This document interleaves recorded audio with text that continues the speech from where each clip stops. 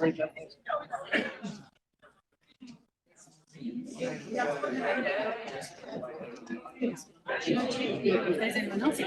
think everyone's in.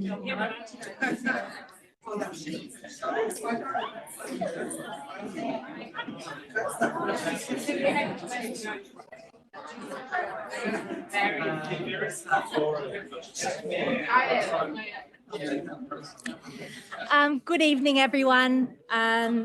Everyone joining us here in person in Sydney, Australia, as well as those joining us online from all around the world. I'm Melissa Chen, Senior Lawyer at the Australian Centre for International Justice. Thank you so much for being here for the launch of our policy paper, Challenging Impunity, Why Australia Needs a Permanent Specialised International Crimes Unit. We are meeting here today on Gadigal land, and I'm very honoured and grateful to begin our event by inviting Raymond Wetherill, representative from the Metropolitan Local Aboriginal Land Council, to deliver a welcome to country. Raymond has kindly stepped in at last minute for Uncle Alan Madden, who was unable to attend tonight. Please join me in welcoming Raymond.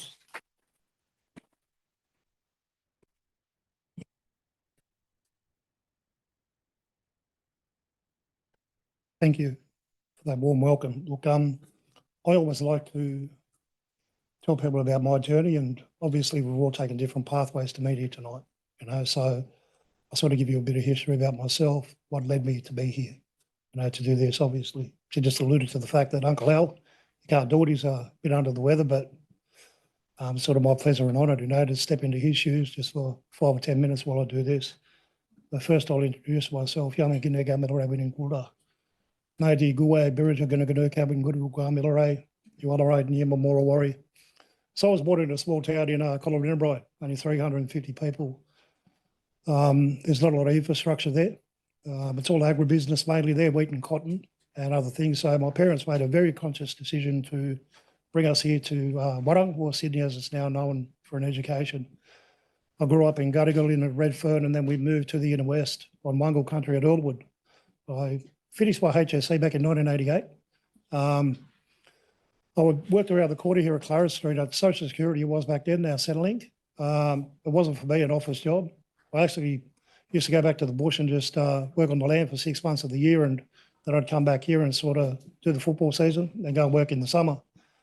I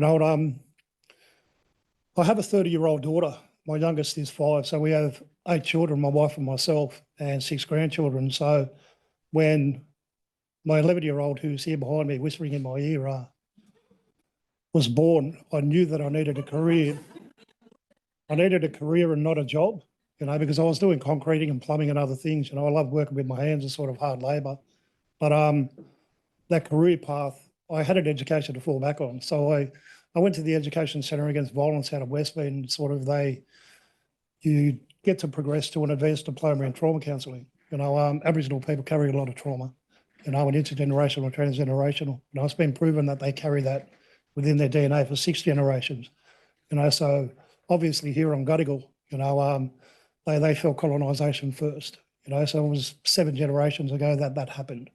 And it can be one profound thing that happens within their life where it could be debilitating for them with their functionality in everyday things within their life.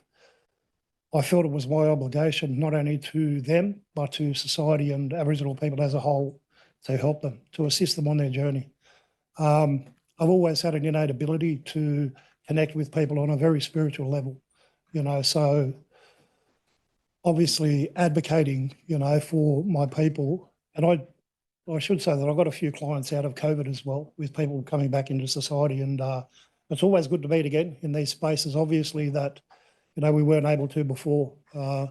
Zooms and other things are not the same as face-to-face contact in regards to, talking to people. The CEO at Metro, Nathan Moran, my mother and his mother used to work at the Department of Aboriginal Affairs when they were writing up the Aboriginal Land Rights Act back in 1983, Anne and Yvonne Weldon, and worked with my mother at the Aboriginal Children's Service, where the Korea radio site is now. So I talk about those relationships because that's what builds communities. I reached out to them so that I could do smokings around the city, And it gets me into spaces such as this, obviously not inside with fire alarms and stuff, but outside to sort of give people a better understanding of Aboriginal culture and our way of doing, thinking, teaching and learning. And as a father and a grandfather, I always remain mindful that what I teach first is at home with my daughters. We have 7, and 1 boy. So we're outnumbered, and my son, but I'm always resigned to the fact that I'll never win another argument for the rest of my life, but, that's okay. Gadigal is one of 29 clan groups, in Waranga or the Sydney Basin, and the one thing that they did was live a symbiotic lifestyle with everything within those boundaries, from the Tuckaroa in the south, that's Georges River, the Hawkesbury in the north, and the Nepean in the west.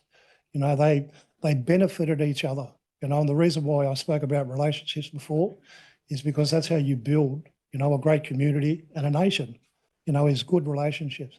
And I just asked before, what's tonight for and in name of, and there has to be accountability, in regards to international law, with people who have, obviously my people suffered a genocide here, and they're still carrying that today, and anyone around the world who is treated in that way, they need accountability to the perpetrators of that, so I commend you on your work, and I actually acknowledge you for asking Metro to come and, do this, because we are the cultural authority on all of the lands that are here through the Land Rights Act in 1983.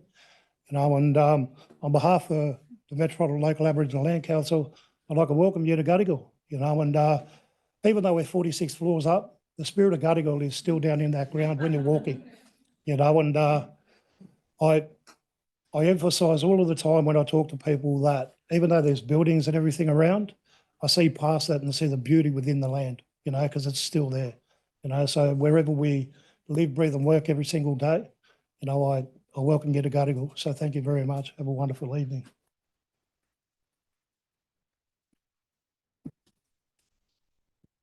We're going to go to Campbelltown now, so you all have a wonderful night. Thanks, Raymond. Thank you. Thank you so much, Raymond. I pay my respects to Raymond, to elders past, present and emerging, and any First Nations people joining us today. In light of the focus of our work, as Raymond said, it is crucial to acknowledge and recognise the atrocities committed against First Nations people of this land, that Australia was founded on the genocide and dispossession of First Nations people, and the courageous efforts made by First Nations people to seek accountability for these crimes in the face of Australia's ongoing colonial structures and policies. ACIJ is a not-for-profit legal centre dedicated to seeking justice and accountability for victims and survivors of serious human rights violations. We focus on enhancing Australia's ability to investigate and prosecute international crimes, including by preparing briefs of evidence and making active referrals to the Australian Federal Police. We work with affected communities and partners locally and abroad, and are informed by the values of justice, accountability, human rights, dignity, courage, and solidarity.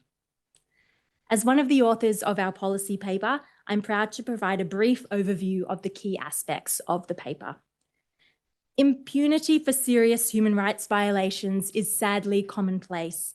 There is a gap between the laws that criminalise these atrocities and the actual enforcement of these laws. Investigation by the state on whose territory a crime has been committed is not always possible.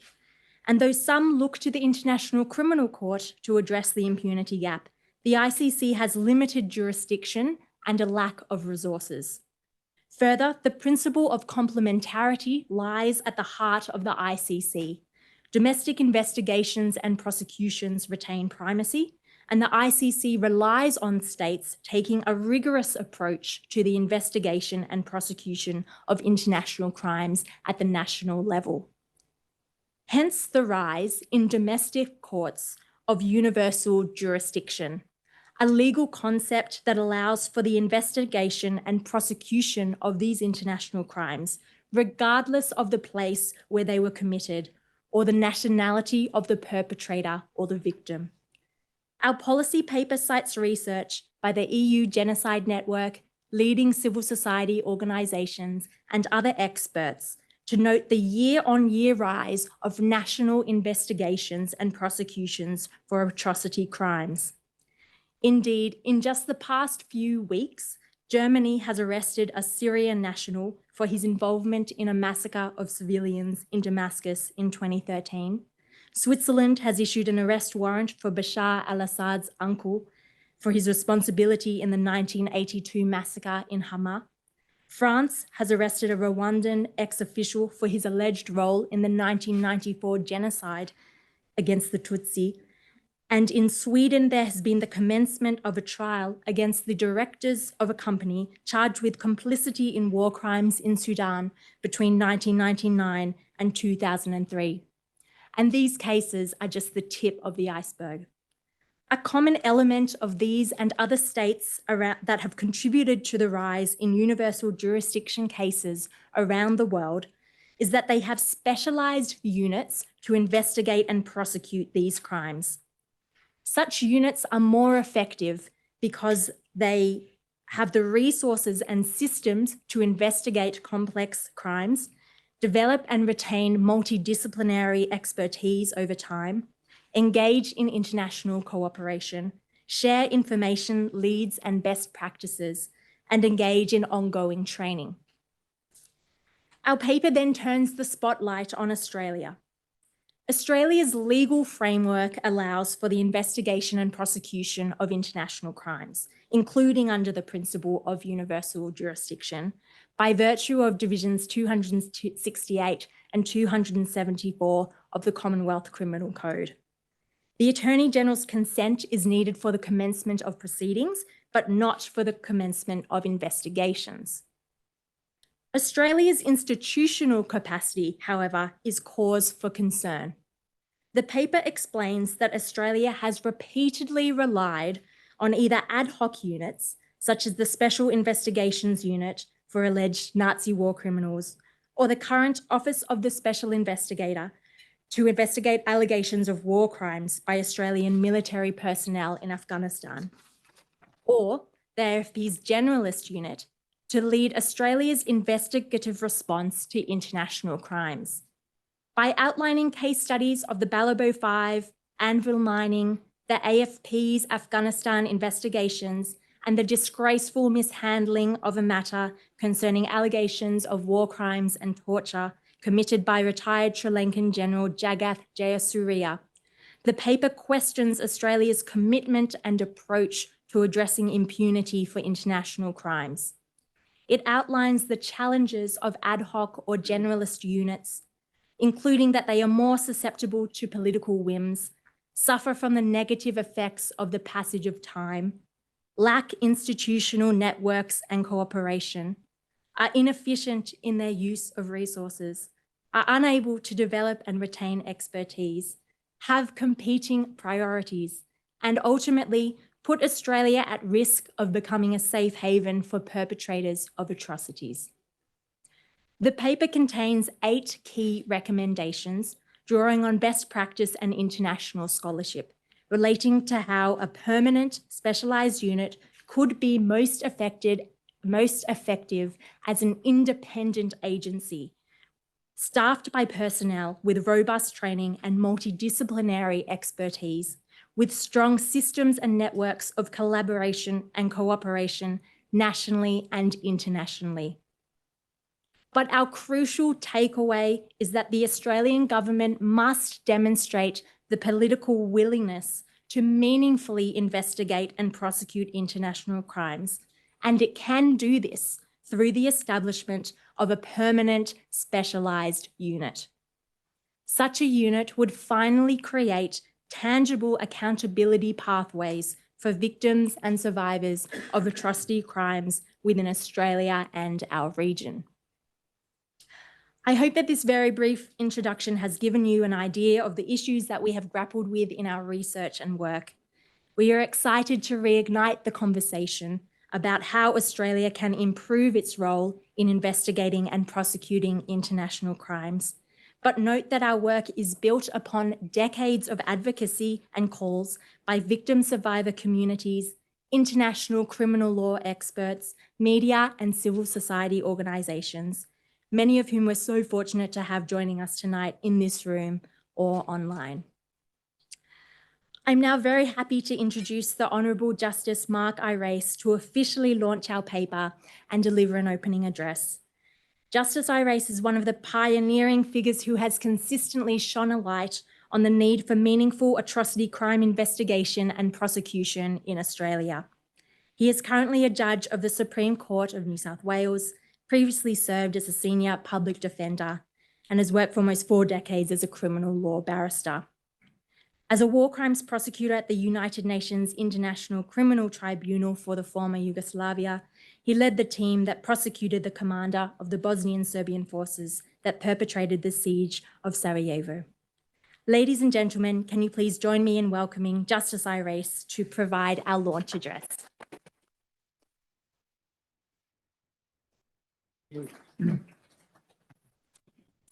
I also pay my respects to the Gadigal people of the Eora Nation and to their elders, past, present, and to come. Thank you, Melissa, for your introduction and outline of this paper, which I trust will be a breakthrough in the quest for Australia to play its part in the international effort to end impunity for war crimes, crimes against humanity, genocide, and torture. This has been a prolonged journey for reform, and as Melissa has noted, some of those who have been instrumental in its milestones thus far are here tonight in person or online. Graham Blewett and John Ralston were part of the Special Investigations Unit, or SIU, that was established by the Hawke government in 1987 to investigate alleged Nazi war criminals who came here from Europe under the cover of the post-World War II refugee influx. The government had been prompted to act by an expose by ABC journalist Mark Ahrens. Charges were brought against 3 individuals concerning the execution of Jewish adults and children in Ukraine 50 years before. Heinrich Wagner, aged 68, was charged with the murders of 104 adults and 19 children, aged between 4 months and 11 years. Following a heart attack and medical evidence that a trial could prove fatal, the Commonwealth DPP withdrew the charges. The President of the Executive Council of Australian Jewry at the time was reported as noting that, quote, "The tragedy is compounded by the fact trials did not take place decades ago." Mikołaj Berezowski, 78, was charged with knowingly being involved in the willful killings of 102 persons. The case was dismissed at committal, the evidence being insufficient, due, no doubt, in part, to the erosion of evidence over such a long period of time.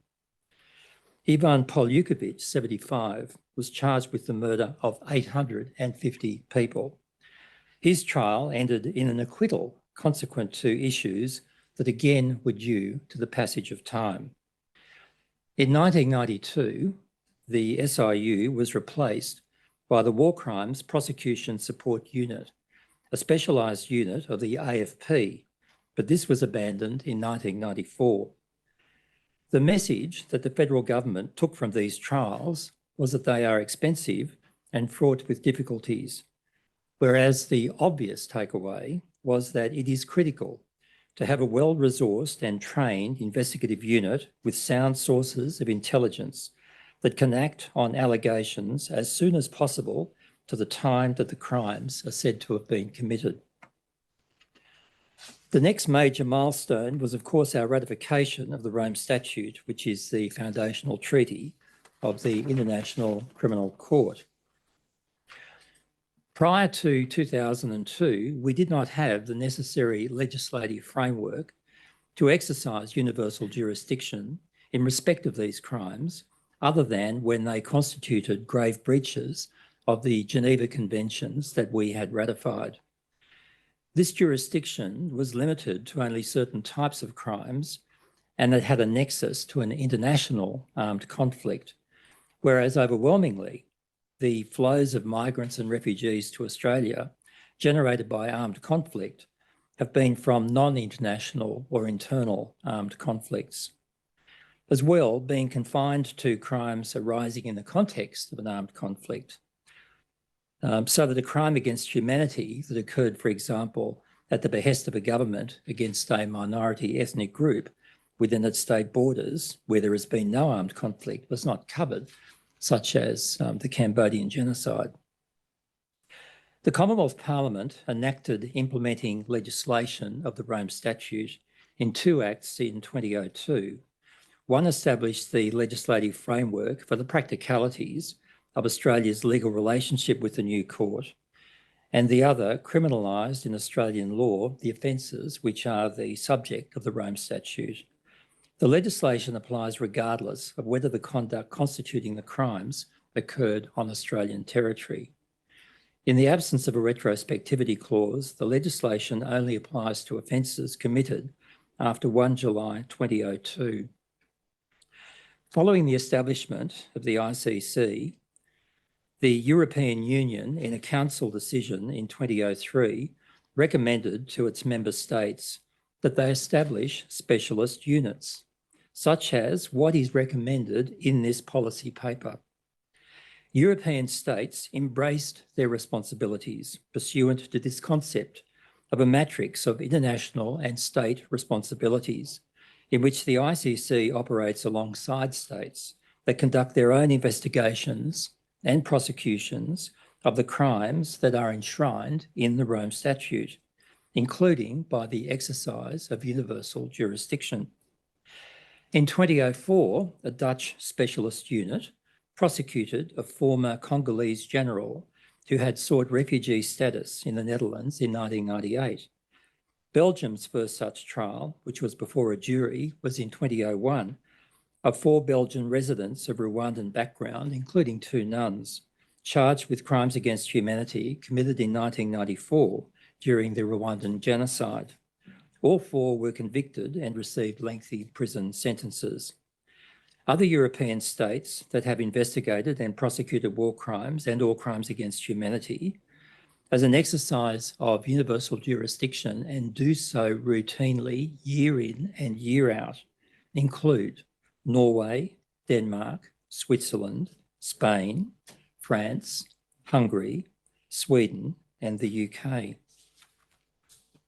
But where is Australia in this fabric of shared responsibility to put an end to impunity?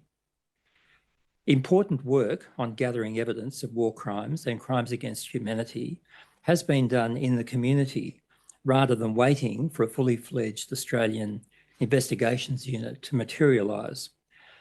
Outstanding in that regard is the transitional justice work initiated by young solicitor Claire Hamilton and developed by the Public Interest Advocacy Centre, culminating in its International Crimes Evidence Project, ICEP. This was a major project that gathered the potential evidence of hundreds of Sri Lankans who witnessed war crimes and crimes against humanity committed in Sri Lanka's civil war that ended in 2009. It is an ideal starting point for an investigations unit. Daniela Gavshon, who I think is here tonight, was responsible for much of that work. She and other lawyers at PIAC were aided by professional advice from John Ralston. ICEP became an instrumental evidentiary base upon which the UN Human Rights Council formally called for accountability mechanisms for those alleged crimes. In recent years in New South Wales, we have been tantalised by defamation cases arising from media allegations of war crimes, which have demonstrated that it is practically possible to conduct a hearing in Australia that involves taking evidence from persons elsewhere of war crimes. In Snedden versus Nationwide News 2009, New South Wales Supreme Court, 1446, the Supreme Court dismissed a claim by an alleged war criminal in the armed conflict involving Serbian paramilitary forces in Croatia in the early and mid-1990s. The plaintiff, who was more popularly known as Captain Dragon Vasiljevic, claimed he had been defamed in a series of articles by Natasha Robinson, a journalist for News Limited, who over years had persistently detailed the allegations against him. He was also the subject of an ultimately successful extradition application by Croatia, where he was subsequently convicted of war crimes and imprisoned. I watched part of that defamation hearing, which in some senses was a war crimes trial by another name. It demonstrated that by audio-visual link via satellite, witnesses from anywhere in the world can give convincing evidence, as did Captain Vasiljevich's alleged victims in that defamation case. This case and that of Ben Roberts-Smith demonstrate the viability of an Australian court hearing evidence gathered from foreign states. Whether we should have a properly trained, resourced and independent investigations unit is not an academic exercise. Australia remains a migrant country. It would be unsurprising if in coming decades, following the conclusion of the current international armed conflict in Ukraine and the lifting of travel bans, suspected perpetrators in that conflict make their way to Australia as tourists, migrants or refugees. In Western Europe, they would be investigated by their experienced investigations units and, if appropriate, pursuant to state laws exercising universal jurisdiction, arrested and charged. We need to ensure that Australia can finally step up and join the ranks of those states in the international community that are prepared to act to put an end to impunity. This paper, which succinctly puts the reasons for Australia to play its part, outlines the roadmap for us to do so. I congratulate its authors, Melissa Chen, Fiona Nelson and Rowan Araf, and take great pleasure in formally launching it into the public arena. Thank you.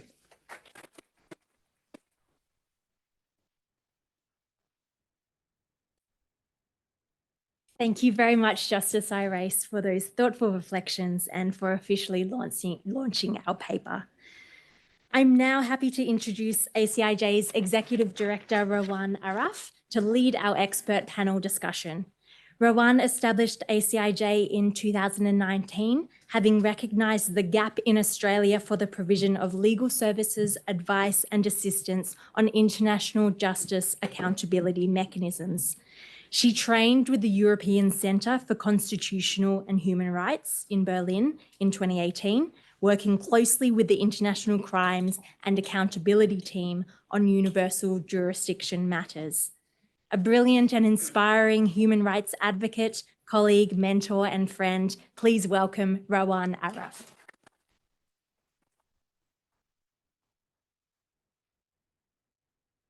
Thank you so much, Mel. It's my great pleasure to introduce to you our esteemed panel tonight. Firstly, Sarita Ashraf, who's joining us from Iraq, is a barrister specialising in international criminal law. She's currently a senior legal advisor with the Centre for Justice and Accountability and has many years of experience leading, advising UN investigative teams and working in international tribunals. Welcome, Sarita. Thanks for coming along. John Ralston is an international criminal investigator. He was the executive director of the Institute for International Criminal Investigations, a groundbreaking institute at the time. From 2003 to 2016, the chief of investigation for the International Criminal Tribunal for the former Yugoslavia. And he was also an investigator of Nazi war criminals for Australia's Special Investigations Unit. Thank you so much, John. Helen Brady is a senior appeals counsel and head of the Appeals and Prosecution Legal Coordination Section at the Office of the Prosecutor at the International Criminal Court, with 24 years experience in senior roles at international courts and tribunals. Thanks so much, Helen. I also just wanted to acknowledge in the room tonight the people that really matter. Our client Simon, who was detained in a Syrian prison in 2018, members of the Burmese community and members of the Tamil community, including those who survived shelling attacks in the last brutal stages of the civil war in the Vanni region. So thank you so much for those of you attending with us tonight. Sarita, I wanted to start with you. As a specialist in international criminal law, you have worked for international investigative mechanisms and inquiries. Would you be able to provide us a reflection on your work generally and the work of these mechanisms and inquiries and in seeking accountability, but also how they may interact with domestic processes? Yes, and thank you, Ron. Thank you to ACIJ for inviting me to be here. I'm very sorry, very, very sorry, particularly when I saw the view from the back of the room onto the harbour, that I couldn't be there in person, but hopefully my coming in from on Zoom from Iraq it will be useful. Thank you for your question as well. I started off working really in the tribunal system at the Special Court for Sierra Leone, which is a hybrid tribunal, and then at the ICC before I crossed over and have spent the better part of the last decade, probably even a little bit longer now, working on crimes committed in Syria and then crimes committed by the Islamic State armed group in Iraq, and also in northern Iraq and in northern Syria. In that time, I've really seen potentially a shift in the focus of international criminal justice. And there's certainly no doubt that the importance of domestic investigations, domestic prosecutions to the international criminal justice experiment has deepened tremendously in that time. That includes not only the role that national prosecutors, national investigators are playing in case building and bringing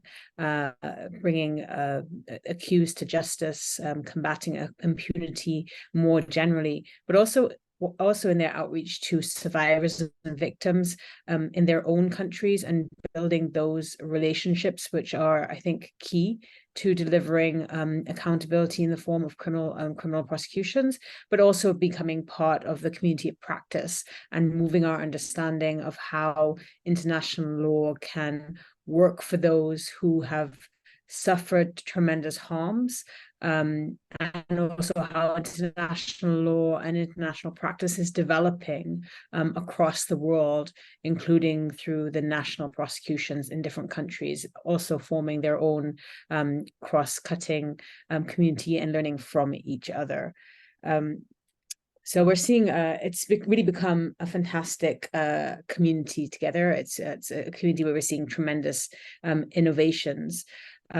For the mechanisms, and I worked at UNITAD. So UNITAD, for those who don't know, was set up by the Security Council in 2017, specifically to collect, preserve, and analyze information regarding ISIL crimes committed in northern Iraq, and crimes which were ordered from northern Iraq but may have been committed elsewhere.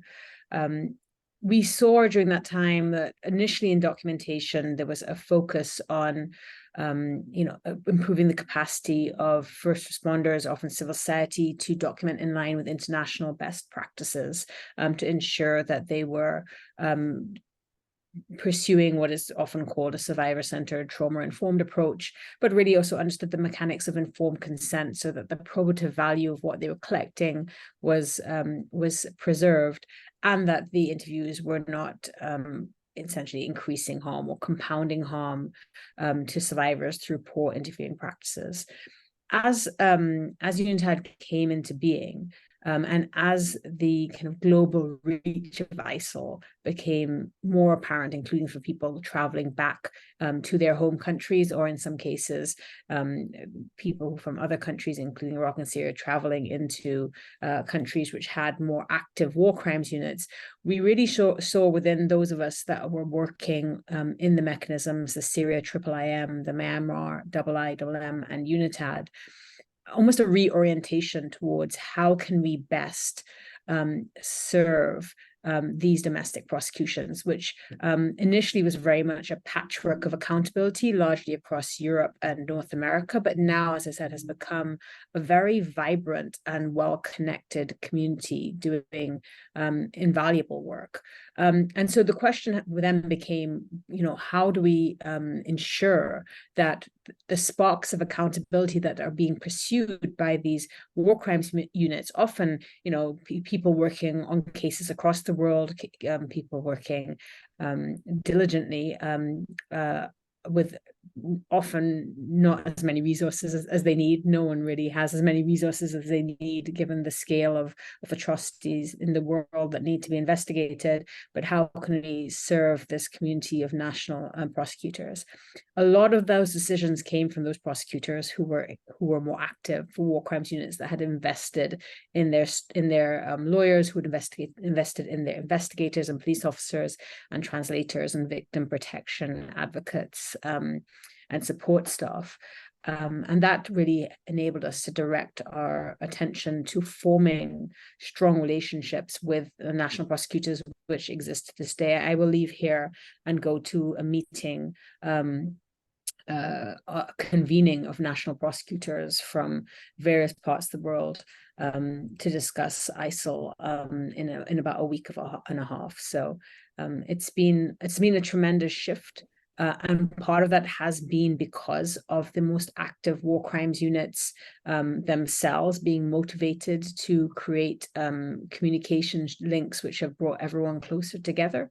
But from the point of view of someone who works in the mechanisms, it's quite clear that the face of international criminal justice, the face of accountability for international crimes, has turned in one direction and is now facing both survivor communities, activists, human rights defenders from communities that have been harmed, and the national lawyers, national war crimes units, usually in the same countries where that diaspora is, who are both working and often and most fruitfully working together to create justice, which international lawyers such as myself and those working in the tribunals are now really working to support. Thanks so much, Sarita. I'm glad you talked about your work with the Yazidi community, because I do think the Australian authorities could do more on that front. So that's something to watch. John, let's go to you now. You're an expert in investigating international crimes, both within Australia and internationally. Would you be able to reflect on your experiences and what are the challenges and opportunities of investigating these crimes within Australia's legal system and also internationally? Thank you, Raul.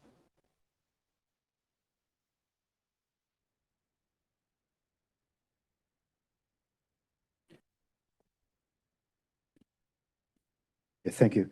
In 1989, I commenced work with the Special Investigations Unit in Australia after 20 years working in law enforcement and investigations for New South Wales government in different roles. I didn't realise at that point that it'd be a career-defining moment. I thought it'd be interesting work, but I didn't realise that I'd still be talking about it 30 years later.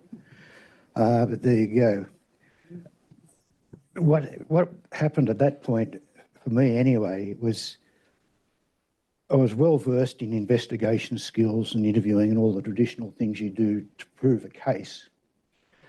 I wasn't well versed in the need to prove the context of a crime, which was a requirement under the War Crimes Act here in Australia. You had to prove the context in which the war crimes were committed, and that involved gathering a lot of evidence. I was confronted by the idea of pursuing investigations that were 50 years old, and had two thoughts. One, is there going to be any evidence? And two, there's always evidence. The challenge for me as an investigator is to find it. And that thought or belief has led me through the subsequent years of my career. It was the first time we'd added to an investigation the use of historians. And they proved to be groundbreaking because in addition to giving us some of the context and understanding of what had occurred, they were also able to help us in the research phase and gathering documentary evidence which helped us prove the crime. So traditionally we're used to interviewing witnesses and investigating crime scenes to prove a case against somebody. This added the third element of different types of material that might be available to you. The use of analysts in investigation was a new idea at that point in time. And so each investigation team had an analyst who was basically responsible for two things. One, organising the data we were gathering and bringing out the most important points of it. And secondly, pointing out where we had gaps in information that we could use. So that was an important addition. So already you can see we're starting to work towards multidisciplinary teams. That went further, and we ended up bringing in forensic specialists also who worked with us later on to actually do some of the work on crime scenes. Then the confronting thing, these crimes occurred in the former Yugoslavia. The Iron Curtain was still down. How were we going to investigate them? And there was a lot of groundbreaking work done by Director Bob Greenwood and his deputy Graham Blewett in gaining access to the Soviet Union. We went there,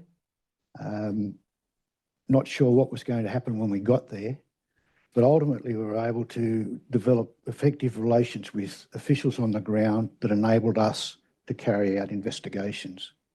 And my point being there that even though it looks like you're not going to get access to the crimes or the areas where they've occurred or the witnesses in those crimes, it is possible. You've got to do the work.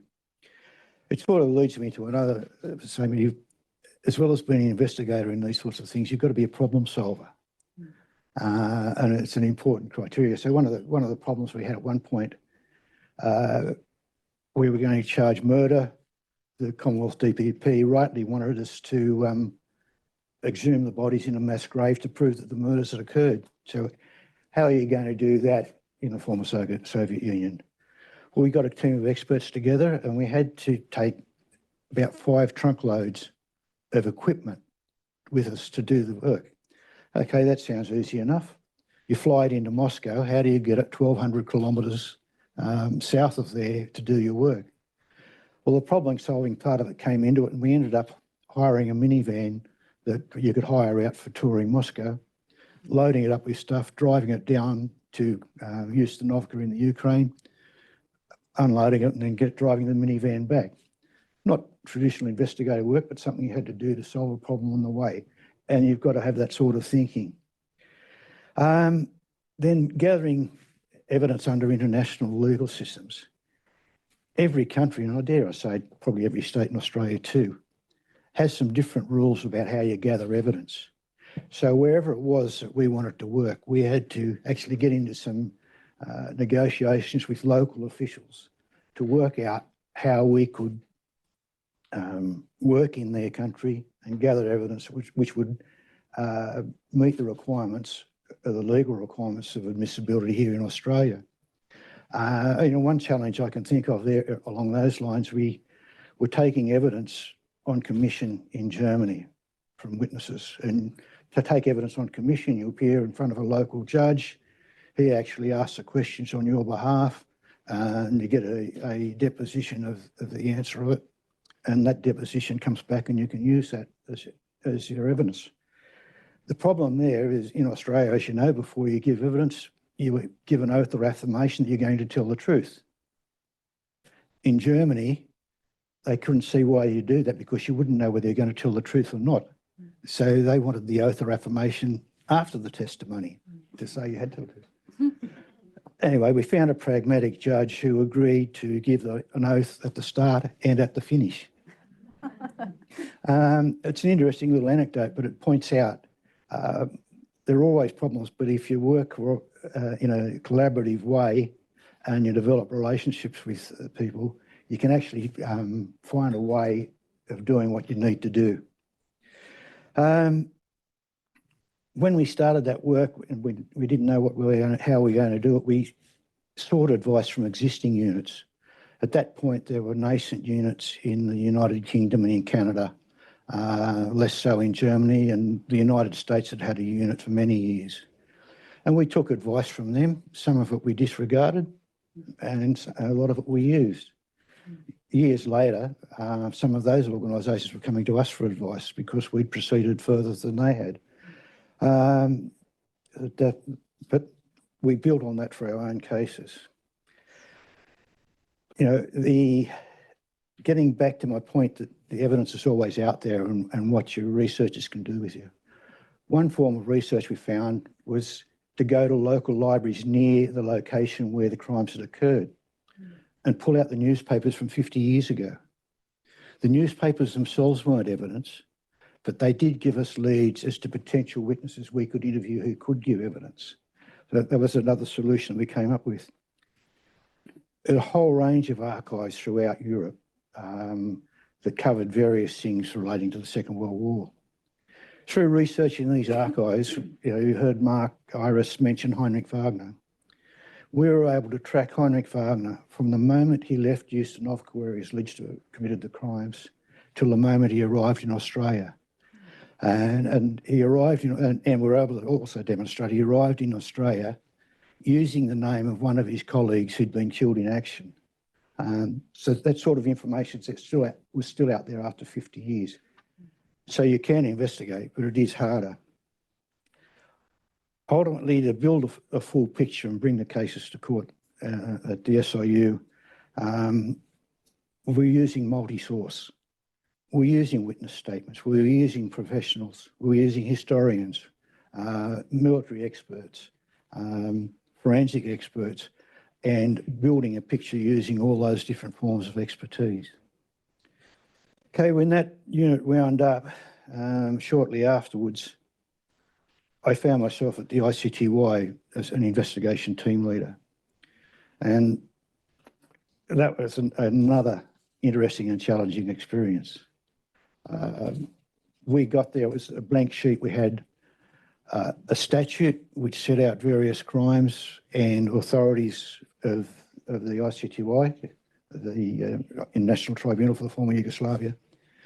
But there was nothing anywhere that set out how you were to do investigations, apart from saying that the prosecutor could conduct investigations and he could call on state assistance. So we went to the judges of the chambers of the court who were there at the time, and we asked them if they could give us any guidance as to what would be admissible and what wouldn't. And they basically said, do your best. So we, at that point, sat down as a group and put in place standard operating procedures for all of the things we thought we would do in an investigation. And it's important to have these sort of procedures. From that date till now, I think there's been something like 70 cases concluded, 115 defendants. And the methodology we used for our investigations withstood the rigours of the court process in all of those trials, which meant the evidence we collected could be used, which was an important part. And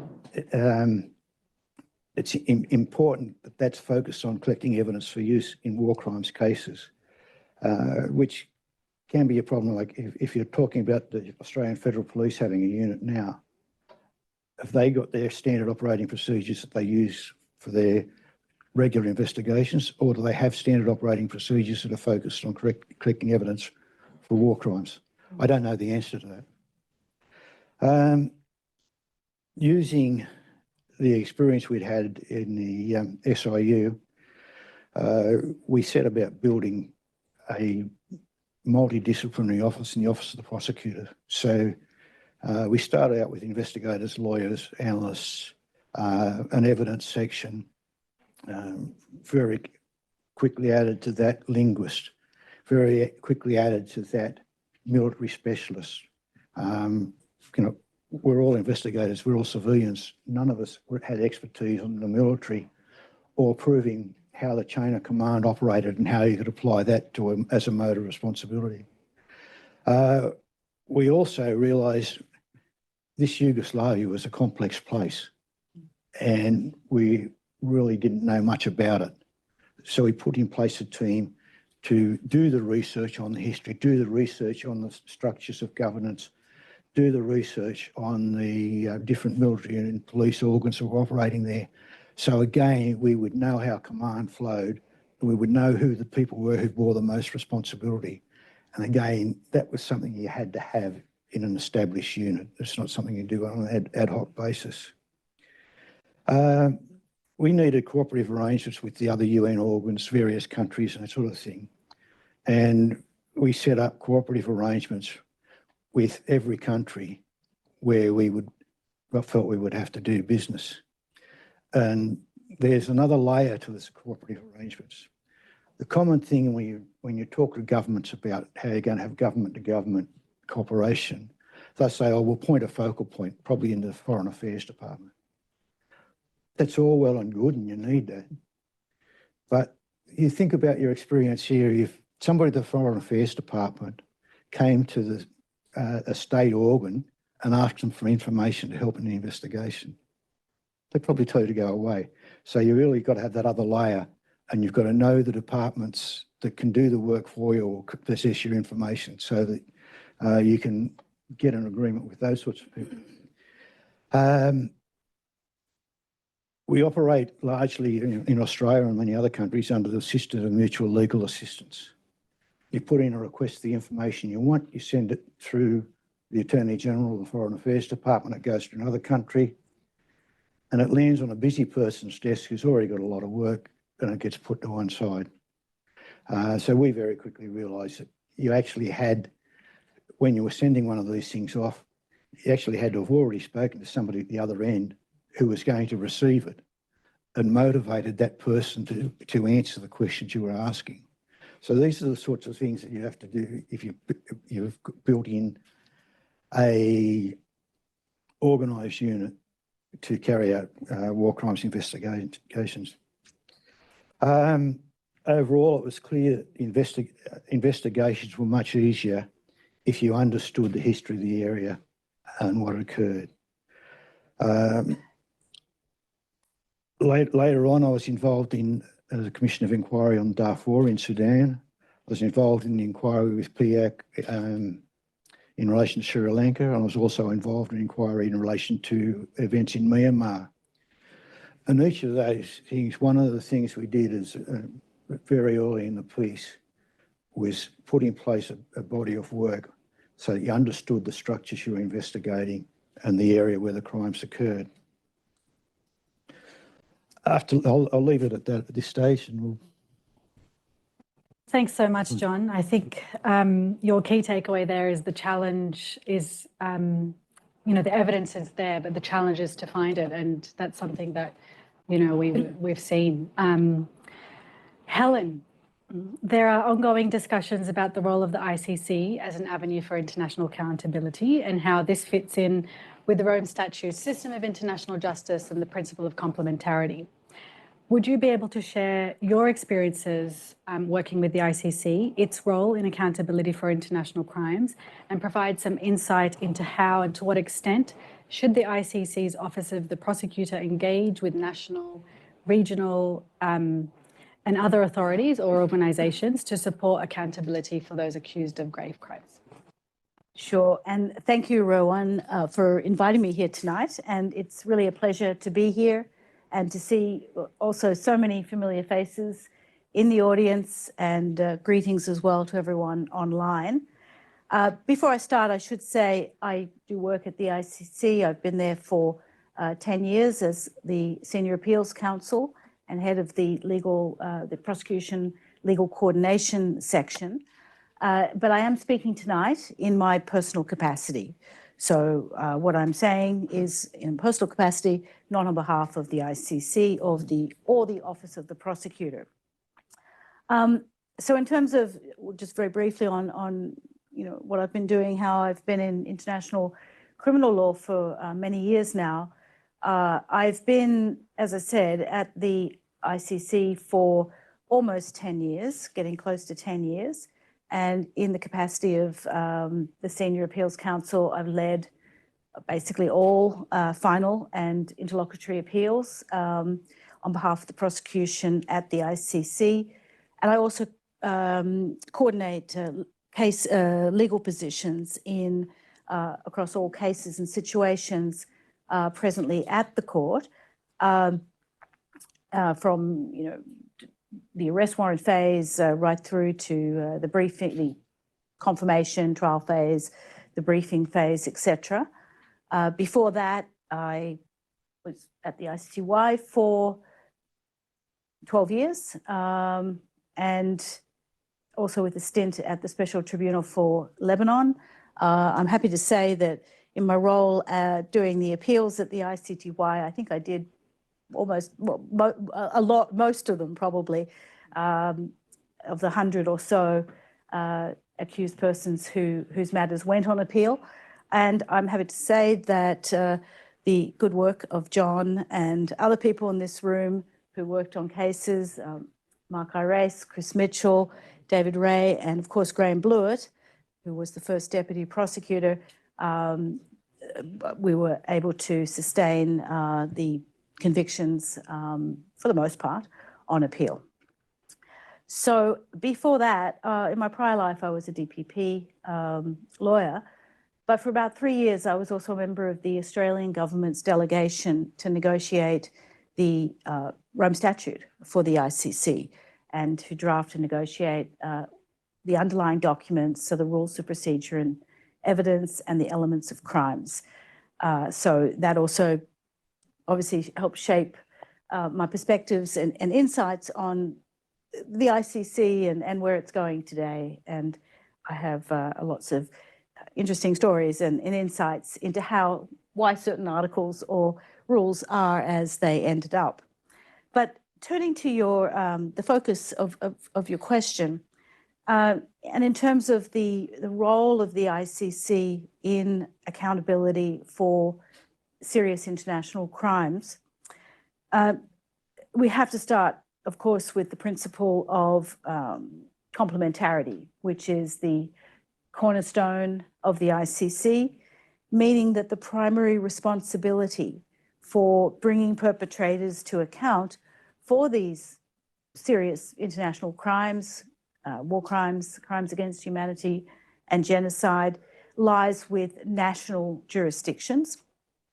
And the ICC's role is complementary, and the court will only step in, as it were, and exercise jurisdiction if a state is unwilling or unable to carry out proceedings, investigations and prosecutions, either in a whole situation or when you're talking about at the case level.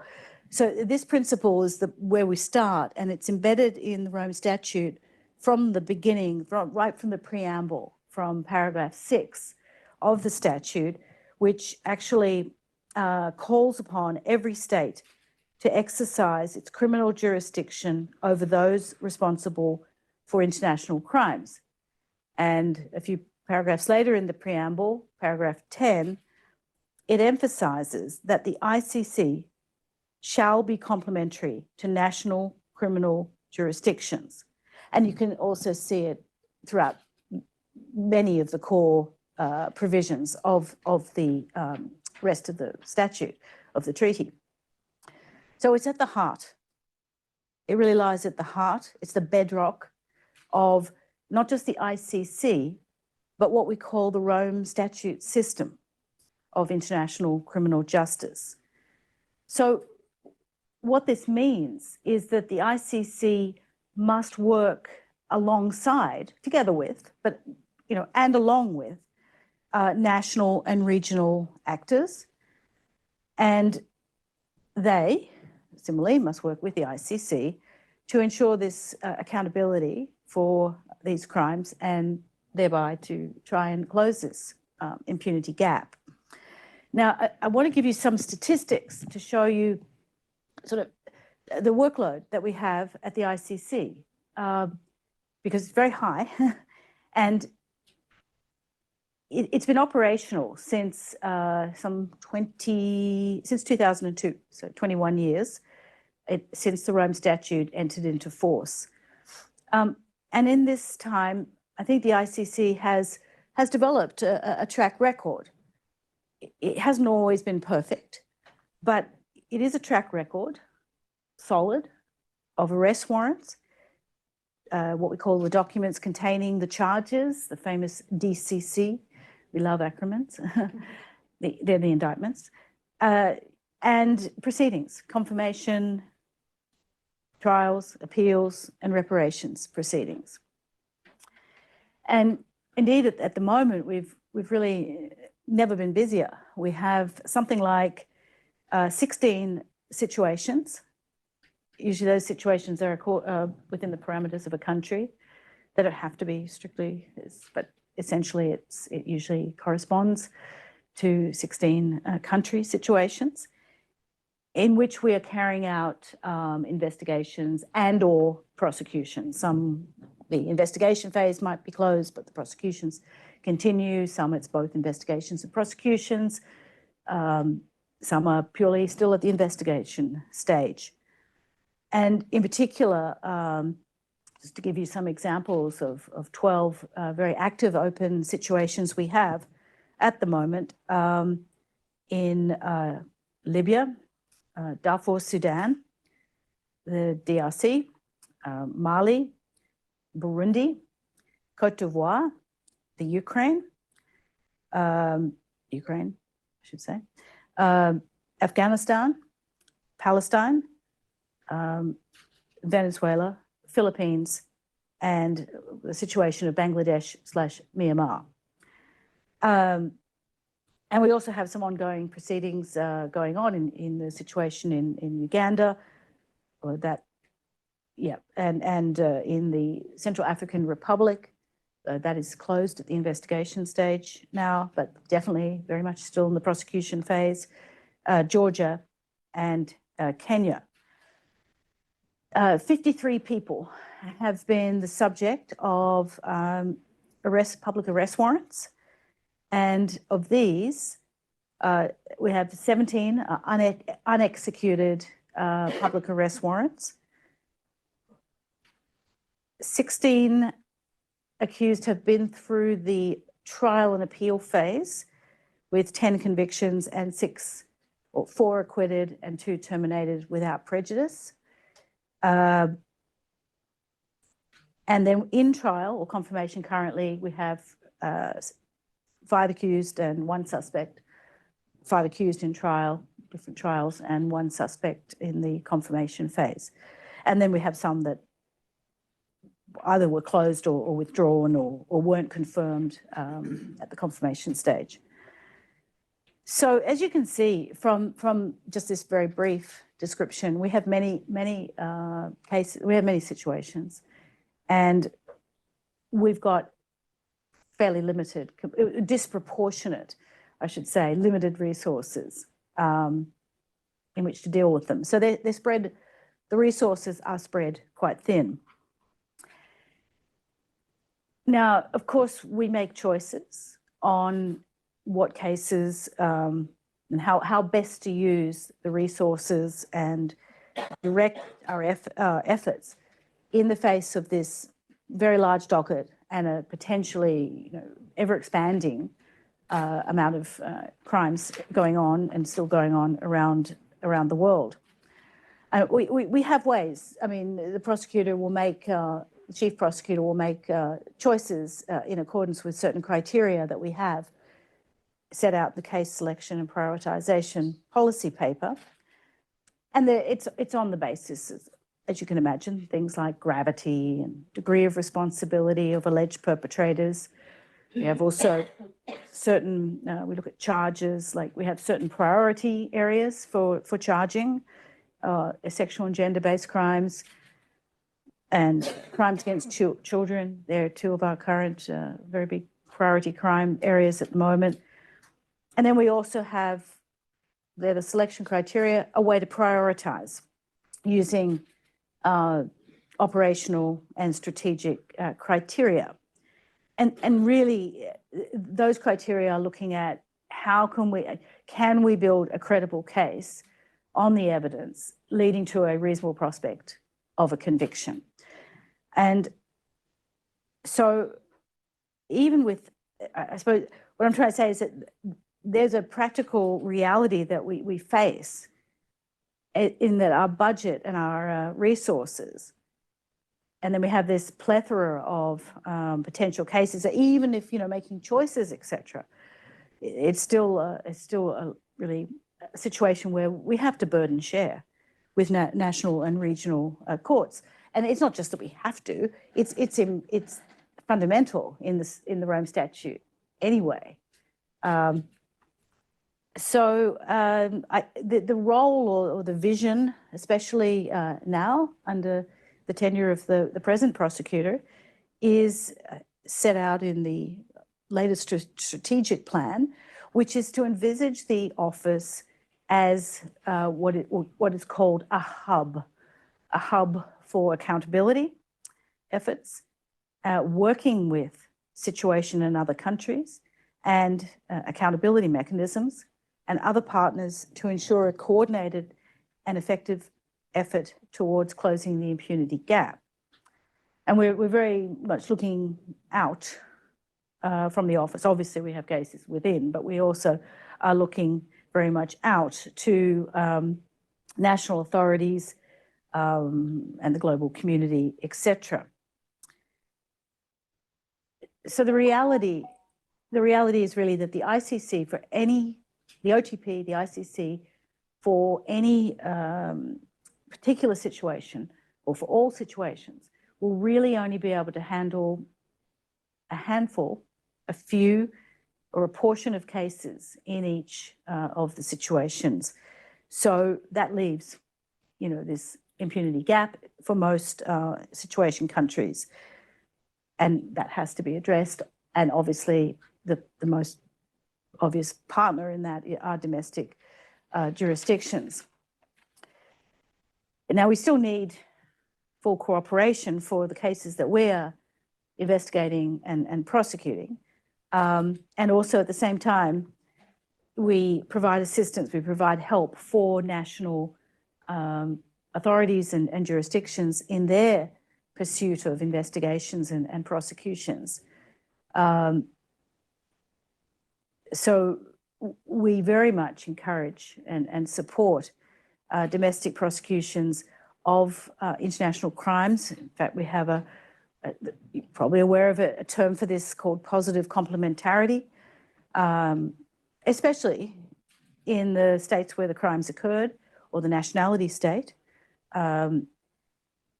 And through the use of this positive complementarity, of course, it's assistance and sharing of information and that sort of thing with the other national states, the other states.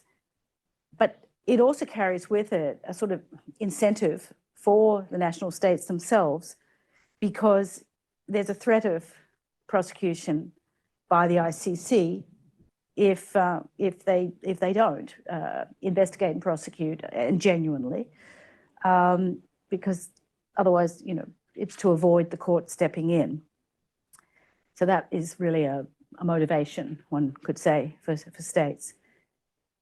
And of course, national investigations and prosecutions have, as many have said already, Mark also said it, Justice Mark, in his opening remarks, national investigations and trials have a number of real benefits over trying at investigating and prosecuting at the ICC or in other international courts and tribunals arenas. Of course, so long as they're genuine and effective, but they're close to the affected communities. There's an access to victims and witnesses. There's an access to evidence. It's easier to use the country's own domestic police enforcement mechanisms. Enforcement of sentences is easier. And also there's just, the fundamental understanding of the culture and the social factors, the cultural factors, which people in country will understand. Obviously that has less resonance when you're talking about applying universal jurisdiction, but at least, for the ones that happen, crimes that could happen in country by nationals of that country, there's a greater understanding on that level. So I suppose, just to conclude, I think we really, the view is that we must operate as part of a network of accountability or justice mechanisms, including national courts, regional courts, other mechanisms, etc., or those with jurisdiction over international crimes. I think, as it was said in our latest annual report, we can't see the ICC as an apex court sitting kind of hierarchically above. It's got to be this hub for cooperation and engagement. And, you know, without commenting on any particular situation or case, I think it behooves everyone, including the ICC and the Office of the Prosecutor, that that we have this dynamic cooperation, this twin track or cooperation and complementarity, and to use our legal framework in the best and the utmost way we can to try and get that best cooperation to ensure that this accountability can occur. Thanks so much, Helen. I think you've hit the nail on the head there by talking about shared responsibility. We've eaten a little bit into our question and answer time, but I am going to go back to the panel just for a quick round of questions and quick comments. Sarita, first to you. You talked about the differences that you've seen between in your work with those countries that have active war crimes units or permanent international crimes units. What do you think states can do in terms of their legal and institutional frameworks to better provide opportunities for accountability for victims and survivors of international crimes? Thanks, Ron, and I'll be mindful of time, so I'm just going to cut down my remarks and just say the things that I thought would be important to say. International criminal justice in the present day is multi-tiered with multiple coexisting centers of gravity. Where those centers of gravity are and where they continue to multiply and develop are in national jurisdictions. So we see a tremendous difference in trying to work with states that do not have specialized war crimes units and those that do. First of all, there's a question of the prioritization within the country, the messaging within the country, ensuring that, as you said, the legal frameworks are in place, but also other frameworks, including victim protection, outreach to victim communities are in place, but also the investment in resources. And here, I mean human resources, investment in the lawyers, in training, in mentoring, potentially in cross-jurisdictional mentoring from countries that are in the same region, and in ensuring that there are migrating best practices. When we're talking about both legal framework reform, but on institutional and structural reforms, often countries start off with a very good idea of what they need, and some countries have very strong legal frameworks themselves, and those are supplemented by what victim and survivor communities potentially need from that specific country. But certainly where you have specialized and international crime units, we do see stronger multidisciplinary teams, a tremendous level of skilling up in the country, in the teams, greater use and greater understanding of technology. There's international criminal law, I would say, in the past 5 years has seen tremendous technological advances around investigations, but also information storage and information analysis. And some of that, having a specialized war crime unit allows that migration of information, migration of use, best practices to occur. There's a couple of things I just want to, two more things I want to just point out. The first is that countries that have international war crimes units often benefit from the most cutting edge, not only technology, but also approaches. And here I'm speaking specifically about gender competency, intersectional approaches, focuses on crimes against marginalized groups that are more likely to be invisibilized, rendered less visible. That includes, in particular, crimes against children, which in the international criminal justice frameworks often get folded into a more adult-centric view of the crimes. The second thing I wanted to just highlight is the importance of a specialized international crimes unit developing outreach to survivor communities, outreach to diaspora communities. Often the fact of international crimes unit that's specialized really creates a pathway way of and a bridge of trust between survivor communities. Australia has one of the, I think, if not the largest, one of the largest diaspora communities of Afghans in the world. They've been very active. I think Azad Raz Mohammed is probably tuning in, if not in person, then online, doing tremendous work and trying to increase the capacity of the community to assist authorities in the documentation of crimes. Similarly, you have a very large Yazidi community as well, who have been the subject of a great amount of efforts towards accountability. An International Crimes Unit creates an environment where first the communities know where to go, but also the International Crimes Unit itself can develop that relationship with survivor communities, which can often seed in and provide the spark of justice, usually through tips from the community, through understanding how to look out for those entering the borders of a country, and for really understanding once a case takes hold, once there is an investigation or even a potential arrest as you move to trial, that diaspora outreach and survivors, including those who may be asked to come to give a statement, who may be asked to come to court, their needs are properly met. They understand what is happening, and that the system that they're in, the Australian system in this case, is able to provide them what they actually need in order to successfully participate in an investigation and a trial process.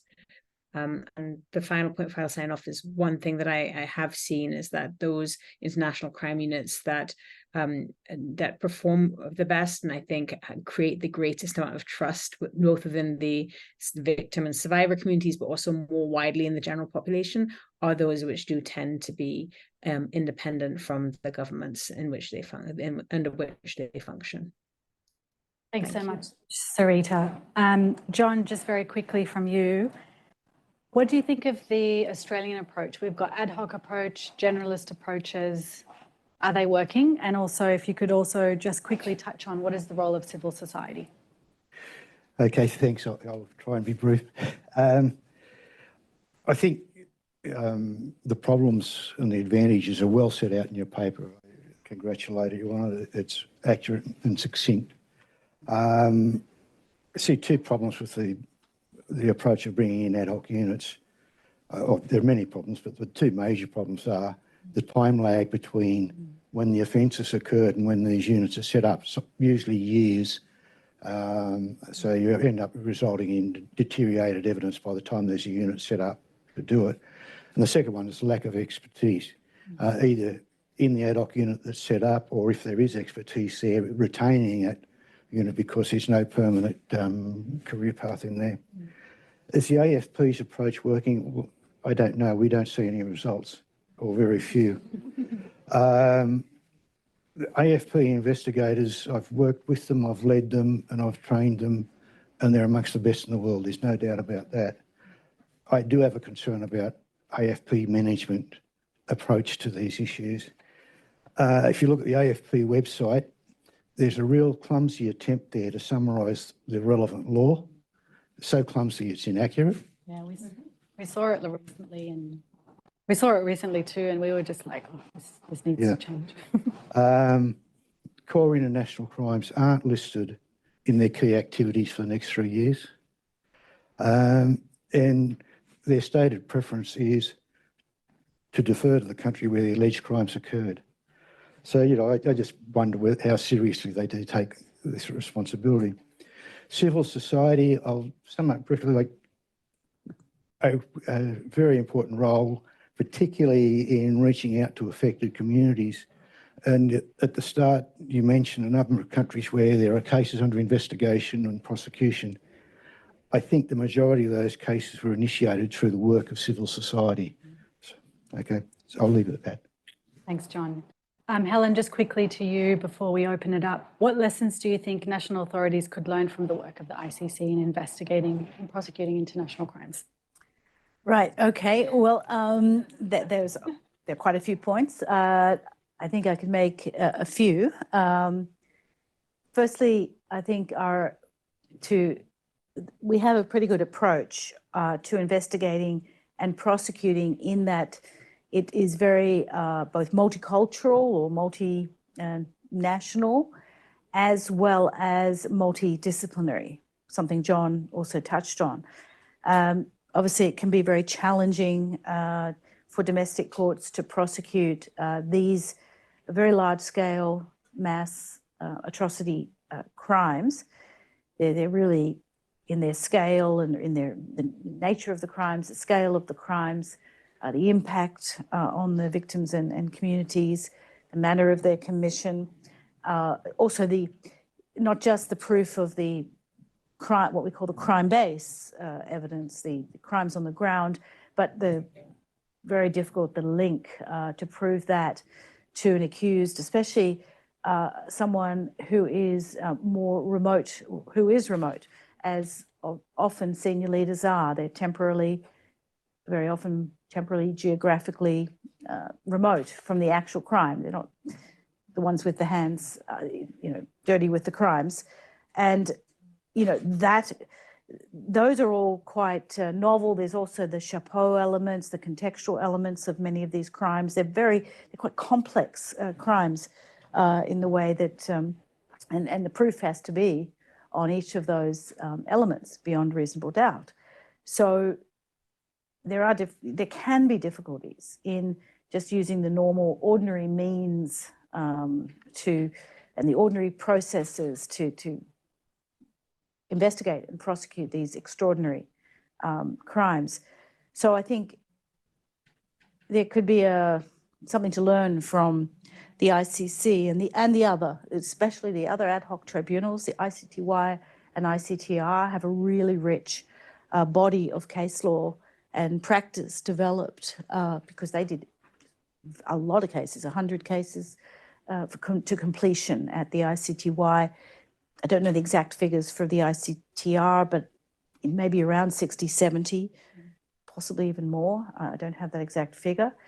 But, these different techniques and modalities, which,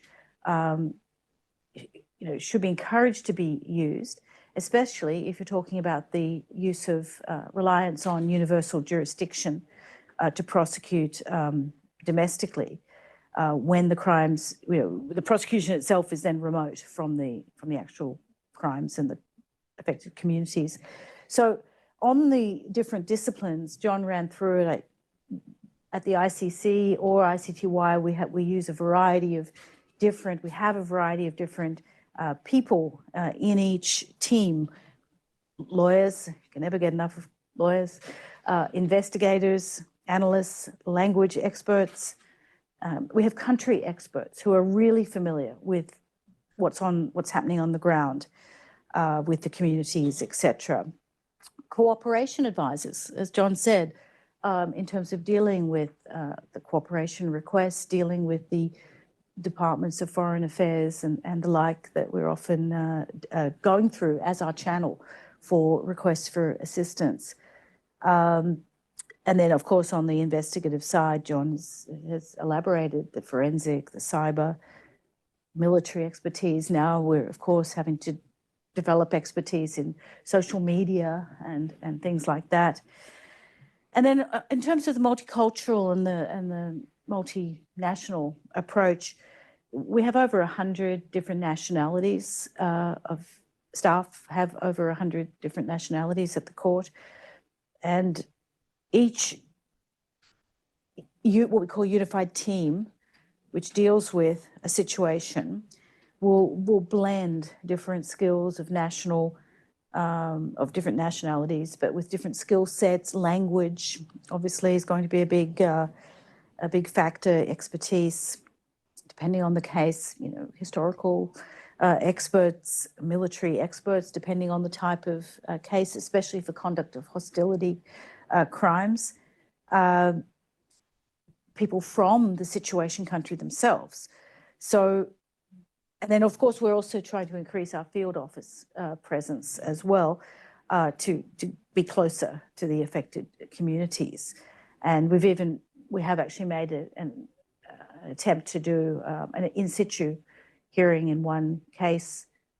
It wasn't granted, but that's also a sign for the future, again, to bring at least some part of the proceedings, maybe not the whole trial, that could be really unwieldy, but at least a part, the opening or the closing or some really key moment, so that victims and affected communities can actually feel closer. And so long as it's all done in accordance with the rights of the accused, etc., then that's something that is worth exploring. I think another helpful feature of our international criminal procedures themselves, which is really, they really are a blend of, it's like an amalgam, a hybrid, it's sometimes called. It's actually a new international criminal procedure is really an independent body of its own, really. Of course, we apply the rules and procedures set out in the statute and the rules of procedure and evidence. And then if they're not covered in there, then we have a whole applicable law and how we find the law, the procedural rule that might apply, looking as well at what countries' comparative analysis. But I think that actually the rules, some of them are a bit unwieldy, but they're mostly fit for purpose to deal with these large-scale atrocity crimes. And again, very much fully recognising the rights of the accused. So, for example, allowing the greater use of documentary evidence, forensic evidence, etc., written statements instead of oral testimony, not for all aspects of the evidence, but especially for, say, crime-based evidence that it does not, what we call, go to the acts and conduct of the accused. Also for the contextual elements, the chapeau, more use of written statements in lieu of, instead of necessarily calling a witness for the entirety of their oral testimony. And those ones, of course, are still called live for more critical or sensitive evidence or for linkage evidence to an accused person. We also significantly use the testimony of insider witnesses, accomplices and other people who allegedly or were close to the accused, not necessarily always accomplices, but in high-level positions, and who could give that. A more flexible, less rigid approach to rules of evidence in general, especially as we're before judges, a panel of judges, not jury. A lot to be learned from victim participation. I'm being a little bit quick now because I'm getting the wind up. And a lot of measures, I think, to preserve evidence for the future. So we have this unique investigative opportunity in Article 56 of the statute, where evidence can be preserved and then used later in a trial, so long as there's been a counsel appointed to look after the rights of a potential suspect in the future. And really just to draw on the huge body of case law. I have to put a plug in for that because there's just been like literally tens of thousands of let's stick to tens of thousands of decisions on all aspects of substantive and procedural law. And, they are really useful, not just in terms of, all the crimes and the modes and the general principles of criminal law, but on the practical side. So, I'll stop there, but I could go on. I won't. There's a lot we could say. Thank you so much, everyone. Please join me in thanking our panel for their expertise. Thanks, Sarita. I'm sorry, I'm sure many of you had questions and we had burning questions online, but I think we're not going to take any questions. We'll have to take this for another occasion. We really appreciate the time and expertise that we've had from our panelists. And to remember that time, we've got these beautiful gift hampers from Palestine Fair Trade Australia. And also we want to thank Justice Mike Irace as well. So we hope you enjoy those. I'm going to wrap up with thank yous. Thanks very much. Thank you to all of you for joining us here today. I think we had 110 registrations for in-person and 185 online registrations. And at most, I think online, I saw the number creep up to 70. So thank you for the incredible interest. I think it shows the interest in international justice in Australia. So join the ACIJ as we move along and try and encourage Australian authorities to undertake investigations and prosecutions in international crimes and move that process forward. And please get in touch if you have any questions or ideas for collaboration. I want to thank especially my amazing colleagues, Fiona Nelson and Mel Chen, who I'm so grateful to be part of this incredible little team that we've got. I want to especially thank Mel, who's the lead author and has been so pivotal to making tonight a success. So thank you to Mel. Kate Gillingham and Patricia Yanger from Baker and McKenzie for this incredible venue, this very fancy venue. So thank you so much to that. We've got donors and supporters here joining us online and in person. Thank you so much for your support. If it wasn't for that support, we wouldn't be able to write that paper and support people and communities. And for all of the new faces, please support us and so that we can continue to do this incredible work. I wanted to also thank all of our external reviewers, Graham Blewett, Chloe Falcourt, Rosemary Gray, Tim McCormack, Ben Sol, Andreas Schuller, and all of our amazing interns, Nuria Yu, Annabelle, Hannah, and Amal, Katie, our board member, Nicholas from the graduate from Bakers for helping us out, Lydia and Kubra for all the assistance tonight, and our fantastic photographer. So that concludes the event. There's still drinks and canapes outside for those of you in Sydney. Please join us outside. And for all of you online, thank you so much. We'll be in touch with more information following the event. Thank you.